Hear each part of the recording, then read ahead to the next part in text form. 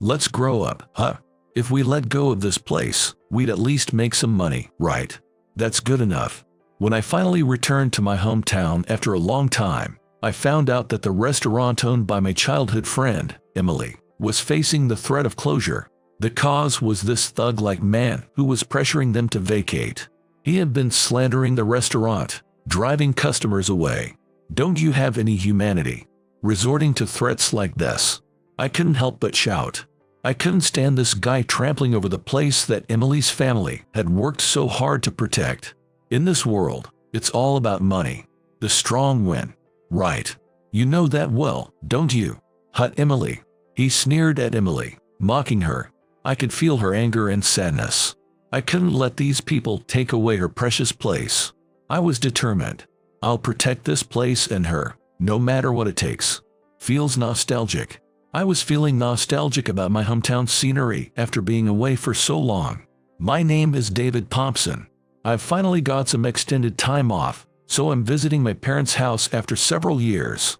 And I decided to visit the family-run restaurant of my childhood friend to say hello. The restaurant Enru's Diner, run by my childhood friend Emily Enru and her family. It's a quaint little restaurant.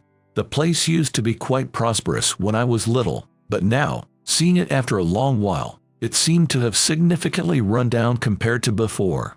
It was supposed to be a bustling time, yet the quietness made me involuntarily swallow hard. It hasn't gone out of business, has it? My mother didn't mention anything. Upon closer inspection, there was an open sign on the door. Good. It seems to be still in operation. Relieved, I quietly opened the door. Dinkle tinkle. A refreshing bell sound rang. Hi there. A voice called from the back of the shop. I could hear the sound of someone running. Sorry to keep you waiting. How many? The staff member froze upon seeing my face. I raised my hand in a light greeting. Hey. Long time no see, Emily. A strange tension seized me, making my tone awkward in this reunion after years. David. You're back. Emily, whom I hadn't seen in so long, lacked her usual brightness and seemed tired. It was lunchtime inside the restaurant. However, there were no other customers except me. Clad in a chef's uniform, she also seemed down. We lived close by and had played together a lot since we were little. My family was just an ordinary office worker, but her family had opened the restaurant her father had always dreamed of and ran it together. Partly because of that, by middle school, she had already decided to become a chef. She had immediately chosen a culinary school for her future. I'm gonna train in Paris and become a top chef. I'll treat you then, David. She used to say that with a smile, but now she looks surprised, aren't you? Yeah, kinda. She returned a bitter smile to my response. You know my dad passed away 2 years ago, right? I'm sorry I couldn't be there for the funeral. No, it's okay. Aunt told me. Don't worry about it. And then, you see, my mom's been trying to manage on her own. I told her I'd help, but she's so stubborn, she wouldn't listen. I see. Then, she seemed to get mentally exhausted. She couldn't even do the cooking she loved so much anymore. I had been too busy with work to come back here before Emily's dad passed away. Family. And I hardly contacted my family, so I had no idea things had gotten this bad for her family. Thinking about the hardships her and her mother went through, I hesitated to say anything more and found myself at a loss for words. I was training at a restaurant in LA, but I came back when my mother collapsed. By then, it was already like this. Hardly any customers. Seeing she forcing a smile, my heart ached. In my memory too, I vividly remembered her father cooking seriously in this restaurant and her mother serving with a smile. Emily. I was just about to ask if there was a reason for all this.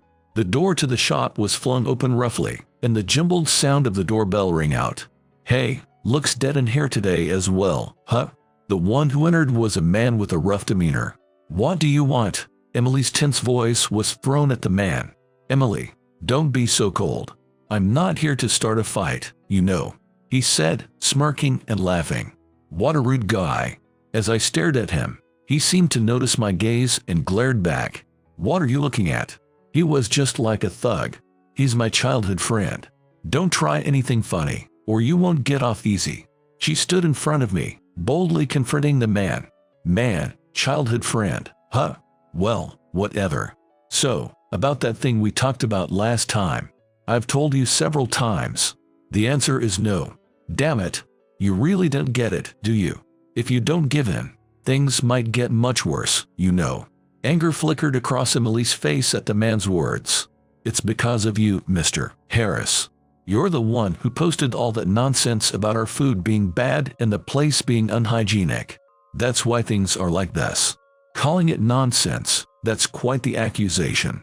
As a gourmet writer, if a few comments I make on social media cause this, doesn't that mean the restaurant had issues to begin with? This man, called Harris, apparently a gourmet writer, seemed to be spreading bad reviews about this place. This method seems just. Stop talking nonsense. Emily, why don't you grow up? Just giving up this place would bring in some money, right? That would be better. What you're doing is despicable. I couldn't help but interject. But I have reached my limit.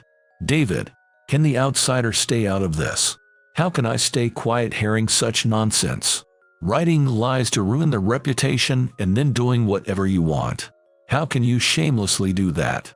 Harris, not liking my retort, turned his glare towards me. Hey, man. You think you can talk to me like that and get away with it? Like I said, I'm a writer. I've only posted on social media so far, but I can write a full article, you know. The food at Andrew's Diner is the worst. At his words, Emily's face turned pale. If that happens, this rundown place will go under in no time. Oh, and should I add the female chef's skills are just playtime level. That might just end your career in this industry. He burst into loud laughter, and a strong sense of disgust and anger welled up in me. Is he trying to crush not only Andrew's Diner but Emily's future? If you understand, then leave this place now. If you plan to defy me, I won't hesitate to write. Right, Emily? He was smirking, tapping a notebook he pulled out of his bag. Probably his research notes.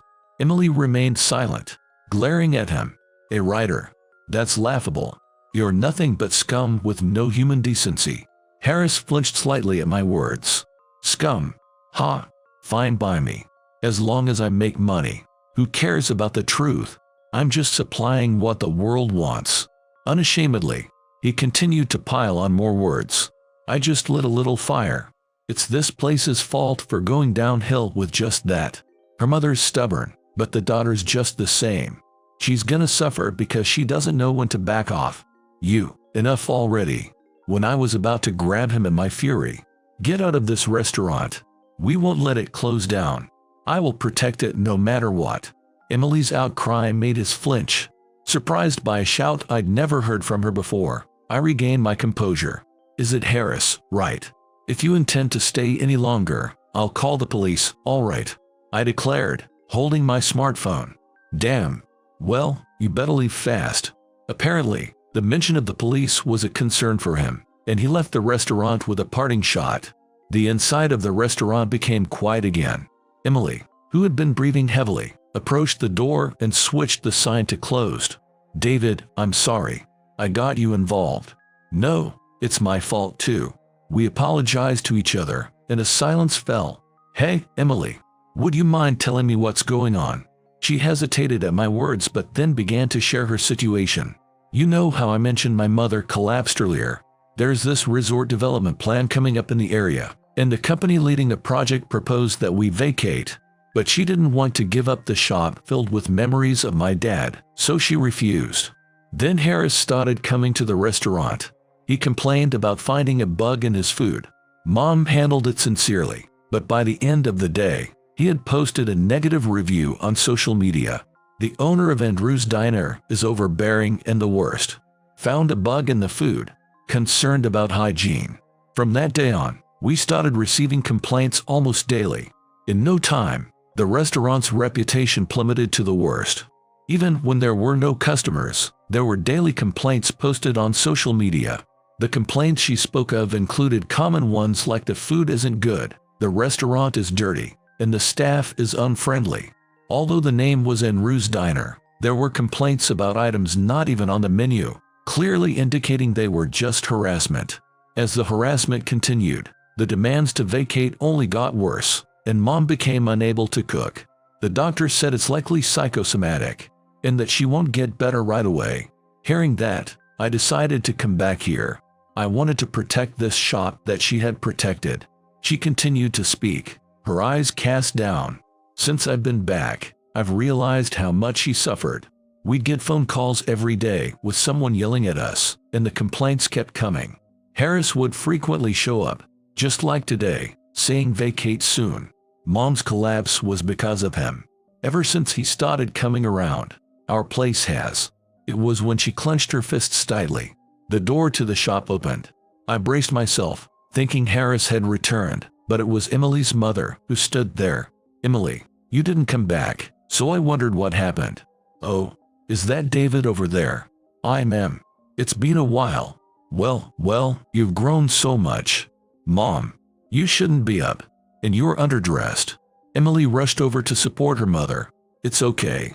She worries too much. She smiled with a troubled expression as Emily tried to soothe her. The doctor said you shouldn't get cold. Come on, let's go back inside. With that, they headed outside. David, I'm sorry. Just wait a bit. Leaving those words to me, the two of them left the shop. Emily's concern for her mother's health seemed a bit excessive from my perspective, but she must be that worried. The thought of her mother collapsing again must be too much to bear. As I thought about all this, I sat alone in the now quiet and still shop. After a while, Emily returned. How's your mother? I asked, to which she replied, she's sleeping now, so it's okay. Then a brief silence fell. My mom has lost weight, hasn't she? Yeah, she has. She used to say she needed to lose a little weight. With that, she started crying. I don't know what to do. I don't want to lose this shop, but I don't know how to protect it, how to bring Mom back to herself. I just don't know. Seeing her sobbing made my heart ache. If there's anything I can do, I'd do anything to help. This place is filled with memories for me too. I want to protect her mother, and most of all, her smile. I waited for her to stop crying before speaking. Emily, let me help you. Huh? Our eyes met, hers red and swollen from crying. But I'm between jobs right now, so I've got some free time. Think of me as your handyman and put me to work. I said this to her in a slightly joking tone, trying not to worry her. Then I handed her a business card that read Gourmet Network magazine writer David. Wow, Gourmet Network, isn't that the famous gourmet magazine? You're a writer for them. David, you achieved your dream. She looked up, her face brightening with admiration that I'd realized my dream. For now, this is fine. With this title, she should feel reassured. It's okay to tell her the real story after everything's over. Yeah. So, I'm perfect to help with revival of Andrew's Diner, right? Don't hold back, Emily. I smiled at her, hoping to see her smile like she used to. After a moment of thought, she smiled back and said, thank you, agreeing to my offer. Then we temporarily closed Andrew's Diner to strategize for its revival. Our plans included streamlining the menu and creating a signature dish. Until now, they had kept the menu unchanged to preserve the flavors created by her father, but since her mother took over, it seems the variety was overwhelming. So, I suggested reducing the menu and focusing particularly on omelet, a popular dish, as the main feature. Emily was initially resistant to changing the old menu, but seemed to understand the benefits of focusing on a few items and agreed. Choosing omelet was also because it was one of her specialties. It had been a popular dish at the restaurant where she trained, and she often made it for practice, even being responsible for staff meals. Her skill was recognized by the senior chefs, and they would specially request her omelet rice for their meals, she shared shyly. That made it a strong candidate for Andrew's Diner's signature dish. Then, she experimented with various types of omelet, from the classic ketchup to versions with demi-glace and white sauce, to a more visually appealing one with a dress-like shaped egg on top and a fluffy texture achieved by using whipped egg whites. She skillfully created each one. I had only seen her cook a few times before, and that was long ago. Honestly, seeing her as a professional was mesmerizing. She looked so cool. We tasted and deliberated over each version, and after much thought, we decided on a simple omelet. It was when Emily said quietly, "This omelet is what Andrew's Diner is all about," that we knew we had our dish. A classic yellow egg with ketchup, an absolute staple. We agreed to keep it simple so that both regular and new customers could order without confusion, avoiding anything too outlandish. However, that could result in a bland omelet with no unique selling point. So, I suggested focusing on using local ingredients. Andrew's Diner already had connections with local farmers, and fortunately, I remembered a poultry farm in the area that had recently been getting attention. I had once interviewed them about their brand of chicken, so I was acquainted with them. Since falling into financial difficulty, Andrew's Diner had been using cheaper and regional eggs and meat to cut costs. The cost would be higher than before, but the added value of focusing on local produce was still relatively rare in the market. The rarity of local brand chicken and establishing it as a staple of Andrew's Diner could be the three main pillars that would make it unbeatable in terms of attracting customers and creating buzz. Once we decided on the direction, we humbly reached out in all directions, dedicating ourselves to creating the best omelet. But ultimately, it was Emily who would make it. I was confident that the taste and appearance would be top-notch. So, my role was to use my connections as a writer for promotion. While she worked hard making omelet rice, I asked every acquaintance I had for help. And then, the day of the reopening arrived. Most of the budget went into making the omelet, so we couldn't afford exterior renovations, but Emily and I did our best to make it look as nice as possible, repainting and tending to the flower beds. The inside of the shop was spotless, and it was nearly time to open. I reassured myself that we'd done all we could and placed a hand on Emily's shoulder. "Emily, it's going to be okay. Everything will work out," I said with a grin. She smiled back at me. "Yeah, we worked hard together. It's definitely going to be okay." We nodded to each other firmly. Then we both headed to the entrance door. An unbelievable sight unfolded before us. A long line was forming outside. "David, this isn't a dream, is it?"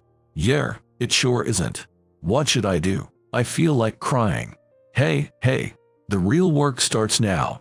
Hang in there, chef," I said and gave her a light pat on the back. She quickly wiped her tears and smiled. It was the same bright, sun-like smile she's always had. "Welcome. Andrew's Diner is now open." From that day on, the diner was bustling with a line of customers every day. Emily and I were so busy we were spinning, but it was fulfilling. Her mother couldn't help at the diner but would bring us snacks during breaks, cheering us on. Emily would scold her, saying, "You need to rest," but I secretly rejoiced, feeling she looked healthier than before. Then, one day, while there were still customers inside and the day's work was nearing its end, the doorbell rang and we turned our eyes to the door. "Hello." "Hey, Emily. Long time no see." There stood Harris and another man. That guy. I recognized him. "What are you doing here? We're open for business. Please leave if you're going to cause trouble." Emily's face and voice instantly hardened. "Don't be so mad, sweetie. You're ruining your pretty face." The two unwelcome men smirked and laughed. "We actually have something for your childhood friend today." With that, Harris turned to look at me. "What can I do for you?" My voice naturally hardened. "It's been a while. David, I never expected to find you re-employed as a waiter here." "What a surprise," the man next to Harris said with a greasy face and a smug smile. "Long time no see, Mr. Bennett. You know him?" Emily's voice prompted a reply from Bennett. "Yes. He was my subordinate until just recently." "Subordinate? What does that mean?" "Emily, you are so naive. Your childhood friend here was under Mr. Bennett, but got fired just a while ago." "What? But he just gave me his business card." "Still have that, huh? Don't go around claiming you're a writer from our company anymore. You're just unemployed now." I sensed Emily looking at me upon hearing Bennett's words. I unconsciously clenched my fists tighter. "Bennett told me you were useless and got fired. And you talk so big to me while just being unemployed. That's hilarious." Harris pointed at me and laughed loudly. "Emily, I don't know what he's told you, but you should stop this futile resistance.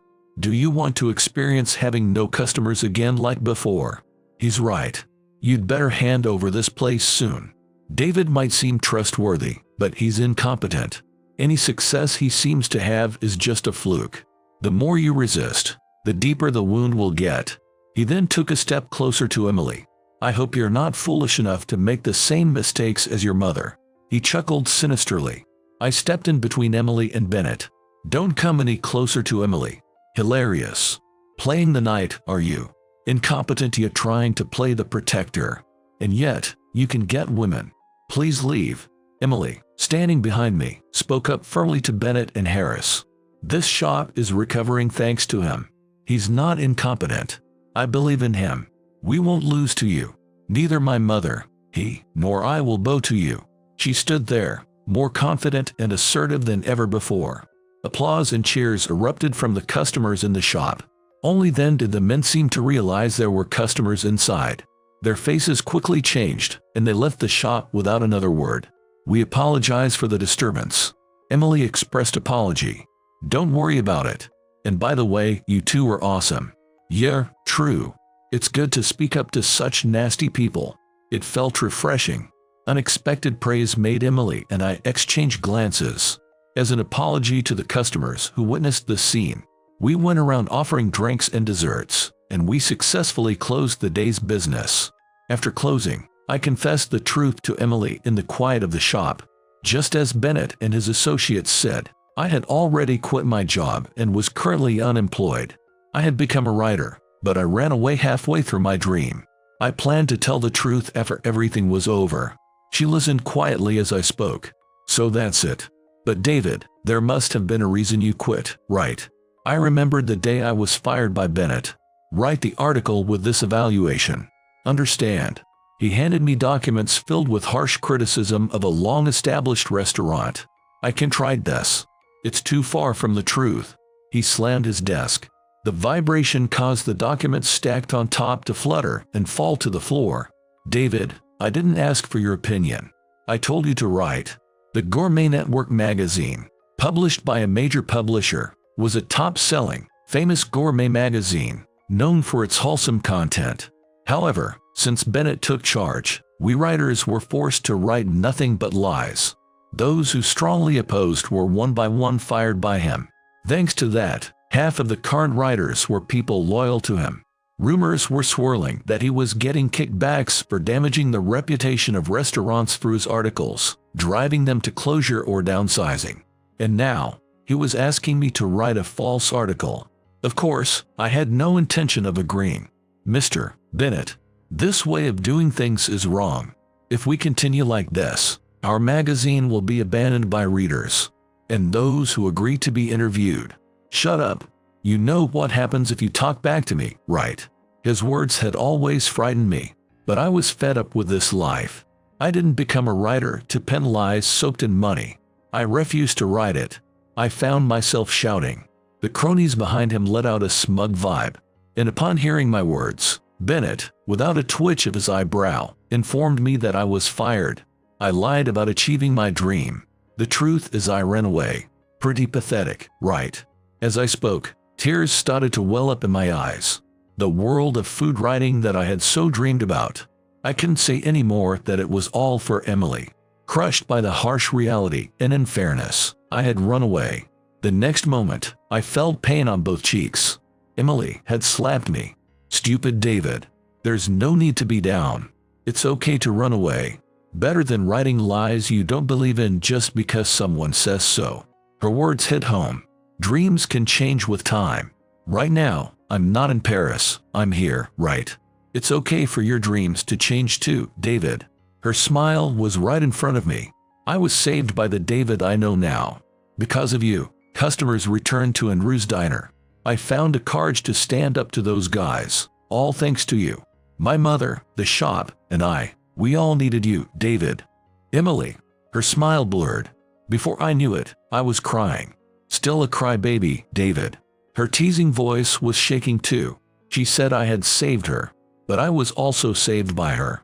She acknowledged that it was okay for me to be honest with myself, even if my dreams were shattered. She needed me, as I was, with nothing. Her words lightened my heart. Thank you, Emily. Even after the day Harris and Bennett visited, Andrew's diner continued to be packed daily. Despite ongoing harassment, the overwhelming positive reviews rendered their attempts to harm the business ineffective. For the final touch, I reached out to an old contact and suggested a visit to Andrew's Diner. It was Sophia, a gourmet influencer with over 500,000 followers. She is a culinary researcher who also has published recipe books and even has columns in gourmet magazines, including Gourmet Network magazine.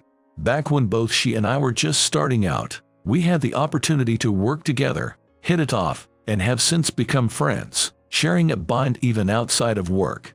When I told her about Andrew's Diner, she, always quick to catch on, had already heard the rumors and expressed a keen desire to try the much-talked-about omelet. If Sophia endorsed Andrew's Diner's omelet, its success was guaranteed. Emily was thrilled to hear about Sophia's visit. She was so enthusiastic it was almost worrisome. "Emily, don't overdo it, okay? Don't worry. I'm confident about my stamina." Saying that, she proudly flexed her white arm to show off her muscle. But since customers had returned, not wanting to disappoint them, she had been working non-stop, cleaning every corner of the diner and repairing anything worn out after prepping for the next day. Despite attempts by her mother and me to stop her, she continued to work from dawn to dusk. I was worried about her health. Then, the worst happened. On the morning of Sophia's visit, Emily collapsed at home. "David," Emily collapsed. "Please, come to the diner right away." Receiving the call from her mother, I rushed to Andrew's Diner. As soon as I entered, I understood why her mother said to come to the diner. Emily, pale-faced, was trying to stand in the kitchen dressed in her chef's attire. Her mother was desperately trying to stop her. "David, stop Emily." "Hey, Emily." I rushed over and grabbed her shoulder. She turned towards me with little effort. David, good morning. Now's not the time for pleasantries. You can't cook in that state." I raised my voice without realizing it. I forced her to sit down. "But, I have to do it." "No, you need to rest. We have to close the diner today." She screamed at my words. "No, customers are waiting today. And Sophia is coming. If you collapse, we can't operate today. I'll apologize to Sophia, so you go home and rest. But you arranged it all, David. I can't let it go to waste." She was shaking her head stubbornly, not listening to anything I said. As I struggled with what to do, her mother sat down, comforting Emily by stroking her head. "I'll do it. So, Emily, you rest." She spoke with a gentle but firm voice. I silently listened. "What are you saying, Mom? You need to rest. It'll harm your health." "Don't worry," she said, pulling an apron from her bag. The same apron she used to wear in the diner. "Mom, please, David, stop her. Please." She grabbed my arm, pleading. I gently placed my hand over hers and looked into her eyes. "Emily, let's trust your mother." "What are you saying?" "David, you know about my mother's illness. If she collapses again, we might lose her too. I can't have that." In her agitated state, her hands clenched tightly, and I enveloped them with my own as her mother began to speak. "Actually, I've been practicing in secret, Emily." "You mean, for cooking?" "Yes, early in the morning or late at night when you were asleep." She looked at me as she said so. "David, did you know?" "Sorry, Emily. I only found out recently. I asked him to keep it a secret. I didn't want you to worry. It was truly by chance that I found out. When I returned to the diner late one night to pick up something I forgot, I saw the lights on in the kitchen. Thinking Emily was still there, I entered without hesitation, only to find her mother in an apron. In front of her was an awkwardly shaped omelet sizzling in the frying pan. She told me how her health had been stabilizing, thanks to the care from Emily and me, and how, hearing all about the diner's recent success from Emily, she felt a renewed desire to cook. Above all, she wanted to do something for her hard-working daughter. In front of the omelet with partly burnt, I listened to her feelings and couldn't refuse her plea to keep it a secret from Emily. After sharing that story with Emily, I apologized again. She was silent. Leaving us behind, her mother headed to the kitchen. Despite some awkwardness, she soon brought out an omelet. It was a far cry from that day's effort. There, a beautifully shaped omelet lay in front of us. "Emily, would you like to try?" Her mother gently handed her a spoon. Emily silently took it. "It smells good," and brought it to her mouth. A brief moment of silence. "It's very good. Really delicious, Mom." Tears overflowed from Emily's eyes. I've always regretted it. After Dad passed away, leaving the diner solely on your shoulders, it made you sick, unable to do what you loved. It was because I was only looking at my own dreams. I was scared that if we pushed you too far, we'd lose her too. I'm so sorry, Mom. I'm really sorry. It's not your fault, Emily. I always felt guilty for crushing your dreams, and it pained me to be unable to help while you worked so hard. But I'm glad I found something I can do again. Thanks to you, Emily. Thank you so much for all the trouble, Mom. The two embraced, shedding tears. It was all a misunderstanding. They both cared too much for each other. Agreeing to her mother's taking over the kitchen for the day, Emily consented, and we announced a shortened business hour on the diner's exterior, website, and social media, and proceeded with the day's operations. Arrested Emily, ensuring not to overdo it, helped with simple preparations and supported her mother, who was a bit confused. As planned, Sophia visited and finished the omelette, a signature dish of Andrew's diner. We couldn't talk much due to the ongoing business, but Sophia thanked Emily and her mother with a beaming smile, saying it was delicious. That very day, Sophia's social media buzzed with posts about Andrew's diner's exquisite omelette made with local ingredients and brand chicken, spreading the word far and wide. Months later, Andrew's diner is still thriving. Managing the diner in her work apron is Emily's mother. She is still not fully recovered, and thus limiting the diner to 30 meals a day. They've started taking reservations online, which helped her mother manage her workload better and work more comfortably. She seemed pleased, hoping to increase the reservation slots as her health further improves. With Emily's permission, I wrote an article about the revival of Andrew's diner. This caused a stir in the public, and I was able to return to my career as a writer. My past articles gained new attention, and my reputation for reliable content and meticulous writing earned me the title of a popular food writer. I also started a freelance consulting business, thanks to the buzz around Andrew's diner and the advice from influencer Sophia. Though I mostly just give advice, my experience and connections from my writing days allow me to formulate some strategies, and it's been quite well received. Around the time my work began to take off, my former boss, Bennett, reached out to me. It seems he was pressured by his superiors to bring me back as a writer. Now I can offer you double your previous salary. Why not come back? Bennett, I can never forgive what you did to Andrew's diner, Emily, and her mother. Well. He is mumbling a string of excuses in response to my words. I'm going to expose you. It's not just Andrew's diner. It seems you've harassed several other stores in the same way, using Harris and your pet writers. I was surprised to hear you had such accomplices outside the company too, but a little digging and it all came tumbling out. Also, it seems the fellow writers you fired have plenty of evidence. Together with your so-called friends, I'll make sure you're brought down to hell.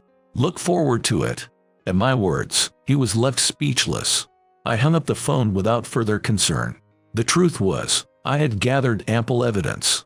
Since the Andrew's diner incident, I had contacted other colleagues who were also fired by Bennett and conducted thorough investigations into the stores and people tormented by him and Harris. I refused to be part of a corrupt industry where heartless people profit from deceit. From the moment Emily acknowledged me, I vowed to always help her, and at the same time, I decided to save myself as well. I finished writing an article about the noodle shop I recently covered, and then I opened my email folder. I clicked to open the most recent email. In the photo, Emily, clad in her chef's whites, is smiling alongside her colleagues in front of a renowned Parisian restaurant. After Andrew's diner was back on track, she had planned to continue supporting the restaurant with her mother. However, her mother stopped her, saying, "Pursue your dreams." She then handed Emily the fund for her journey. With that important capital, Emily decided to embark on her dream journey to Paris. On the day of departure, we both pledged to each other to realize our dreams. Emily aimed to own her restaurant and earn it a star, while I planned to start my own publishing house as a writer and cover her restaurant. Though the road ahead is long and challenging, the words and smiles we shared at that time strengthened me. I know you believe in me, David, and that's why I can keep pushing no matter where I am, she said with a smile. Without any concern for those around us, I hugged Emily tightly as she spoke with a smile. I'll definitely come to see you in Paris. Okay, I'll be waiting. Through the events at Enru's Diner, I've come to understand the strength of the human spirit. People can become incredibly strong for someone else. Believing in each other can multiply that strength many times over. Emily and I are now pursuing slightly altered dreams than before. For the sake of those we trust and cherish, we'll continue to walk our paths straight ahead. And someday, we believe our lives will intertwine in a future filled with happiness.